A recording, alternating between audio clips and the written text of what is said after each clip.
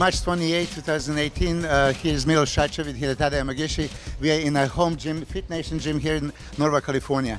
This is our last workout. It's going to be a shoulder workout before we go. It is a depletion workout, so you guys that compete, you know what it means. Hida is completely exhausted, there is nothing there, and we're going to just try to kill the dead horse, you know, shooting it 2-3 more times. So this is it. This is our last shoulder workout. Come and join us. Well, we are not holding peak. We are getting actually better each show. So actually first show, to me, it's always not difficult, but, you know, I might get it in second show, third show, I always get better. So third show should be the best, you know. Then we have a big chance to qualify for the Olympia this time. So we are pumped, and as you guys just saw, we did our last depletion workout. It was kick-ass as always, and we ready. Okay, as he already said, he was competing in Ohio in tremendous condition. I think he was the best conditioned guy on the stage. Many people confirmed that. And then we improved 2 weeks later. Now we are going into the Indianapolis, you know, for a third show. And I think that he's going to surpass his previous best. How do we keep condition and how we improve? It's simple. I mean, he was already lean, body fat is gone, you know, so that you just go on refinement and actually you can start filling it up. Everybody knows that when muscle is filled up with the glycogen, it is harder, it's more strided. So, you know, sometimes when you are, you know, depleting into the show, dieting down into the show, you know, you're lean, but you're flat, and the flat muscle just doesn't pop out. So this time in Australia, we actually carved up with considerably less carbs, and he was considerably fuller. So you saw him today training. He is really, really, you know, dead as a door. I mean, I know that everything that needed to be taken out is out. You know, tomorrow we're going to start carb loading process, so he's going to improve. The thing about traveling is actually the only factor that when you travel 19 hours to Australia, 19 hours back, you know, time zone, jet lag and stuff like that, it can affect you, but he is ready, so we'll see what's going to happen on Saturday. How do we keep this, you know, for us is always, this is extreme sport, it's all out, 100% or not at all. We don't compromise, we don't come here to the gym and look for the injuries. I mean, we all have a shoulder, elbow, knee, in the lower back injuries. It's no, this is a ring. This is like Colosseum. You come in here to fight, you know, do or die.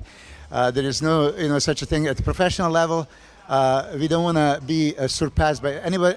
Nobody's going to work harder than us. This is, you know, pretty much the attitude. And, you know, you push to the limits. Every workout, you know, I actually even wonder how did he survive. And then next time we do the better one. So this is how it's said. Yes, of course, we want to win, and we're shooting for winning only. That's the only way we do. But, you know, at the end of the day, the goal is to qualify for the Olympia, so whatever it takes. So, but let me tell you, this weekend we're going to win and we qualify. Then we just wait for the September. That's gonna happen. Okay, I want to, you know, say a couple of things, because many times when we do this video shoots, you know, like videographer cannot capture the whole giant sets, so you can see only like one exercise, shoulder press, and going into the other, and you don't actually see that this is consecutively. So giant set really is like this. There is a muscular system and nervous system. Nervous system needs a lot of time to be recovered. Muscular system recovers very fast. So when you do the giant sets, you really have to keep the minimum break between two consecutive exercises. I just give 10 seconds. So really what we were doing today, there's like 14 different exercises back to back without any break. So you don't let the muscle recover, and then you just bump in from a different angle. You know, you choose something realistic. If I would just go like front delt, more than likely it's going to be impossible. So I would move from front to rear to side delt and back and forth, and then I would apply some heavy duty, you know, heavier weight, and sometimes, you know, slower tempo, sometimes partial reps, but you would just try to maximally stimulate that area. As you've seen, you know, here today, we implemented also some unconventional exercises, you know, lateral, front to side, side to front with the dumbbells. You know, we were doing like victory, side laterals, you know, cable, 3 sets from rear to the side to the front delts. So you just try to completely always to confuse the muscle. But the idea of a giant set is do not give a muscle a break. You just keep bombing. So as you guys know, there is increased blood flow to the muscle, hyperemia, and I have that hyperemia advantage theory that when there is so much blood coming into the muscle, try to push even more blood and more blood. And the only real, they're talking about fascia stretching and stuff like that, right, that you're going to get with the pump. So you tell me, was your fascia or your cells be more pumped from whatever amount of reps, whatever amount of exercises, or doing all those exercises back to back? So for this aspect of hypertrophy, if you want to really self-volumization, there is nothing to compare to the giant sets. So I claim this, and to prove the point, this is how we train. All this was not staged. You actually came here to see our last workout. Obviously, if I don't believe in this kind of training, we wouldn't be just training like this 3 days before the show, or any time that you would come, or whoever goes on Hidetadas or my YouTube or Instagram, and you see the segments of the our training. It's always giant sets. For that reason, to maximally stimulate maximum muscle fibers every time we train. So this is the idea in this hyperemia advantage giant set training. Absolutely. If I don't believe that we can improve, then it would be pointless even training. I mean, really, I was a gym owner for 11 years, and there was people coming for 11 years not changing, 25 days a week. There's a lot of bodybuilders also that don't make any progress because they just never challenge them. For us it's simple. I mean, what doesn't challenge you doesn't change you. Every workout has to surpass the previous one. So yes, even at the age of 44, he is kicking ass. He's an ultimate warrior. You guys know we're doing a combination of heavy duty and giant sets. Of course, close to the contest, we did more of the giant sets for quality. But now in off season, we're going to be able to implement a little bit more of heavy duty training as well. And this kind of giant sets that I keep repeating. I mean, this is something that is missing.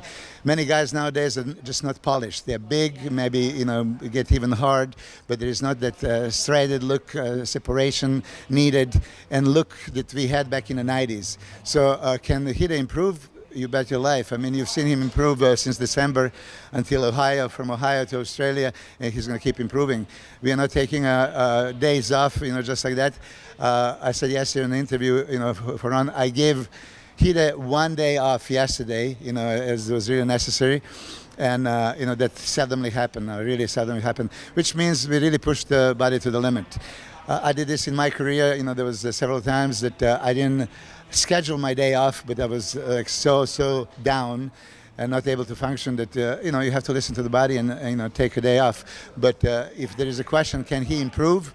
I'm just going to tell you, watch him. He will. Well, as you guys just saw, we're doing today specifically giant set because, it's depletion training.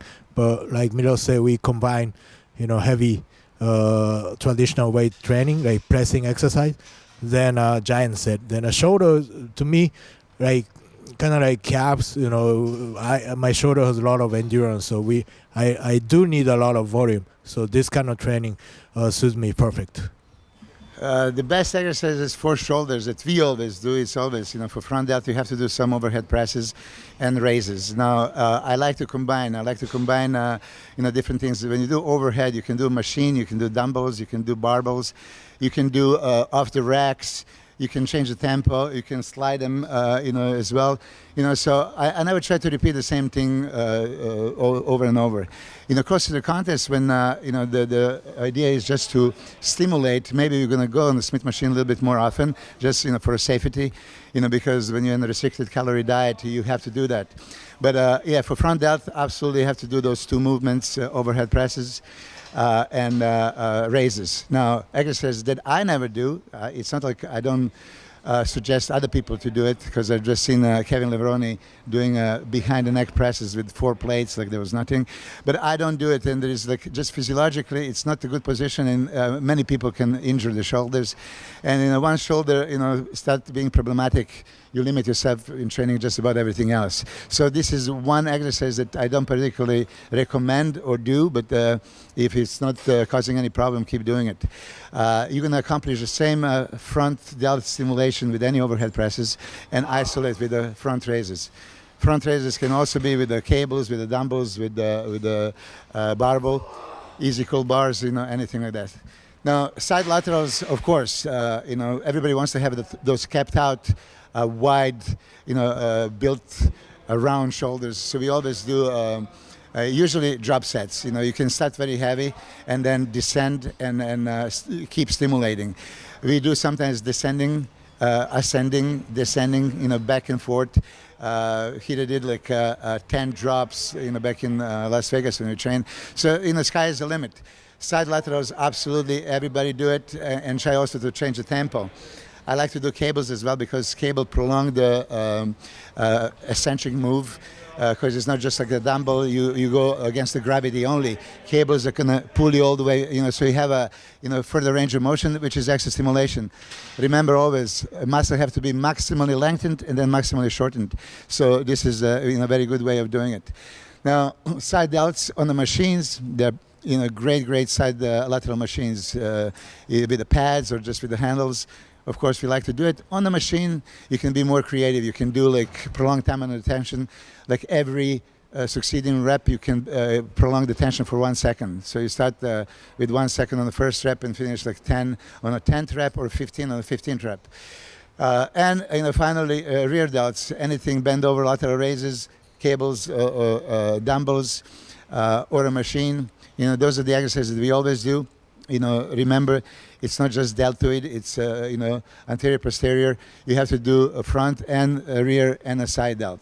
And then, of course, you analyze your physique and maybe front portion of the side delt is missing or a rear portion of a side delt. I'm not talking about rear delt. It's rear portion of a side delt. Then you adjust the grip and angle and try to stimulate, that particular part. Well, you guys got to understand this kind of training. We actually admit it is impossible to do this kind of training by yourself. You gotta have somebody like Milos or Matt, like push me, or I would stop. I think I'm mentally strong, but this is something you gotta have somebody helping to push you. So fortunately I have Milos and Matt always beside me. So this Fit Nation gym, great equipment, great atmosphere. So my shoulder improved tremendously last 4 months. Okay, would I reduce the shoulder training so other body parts can catch up? No.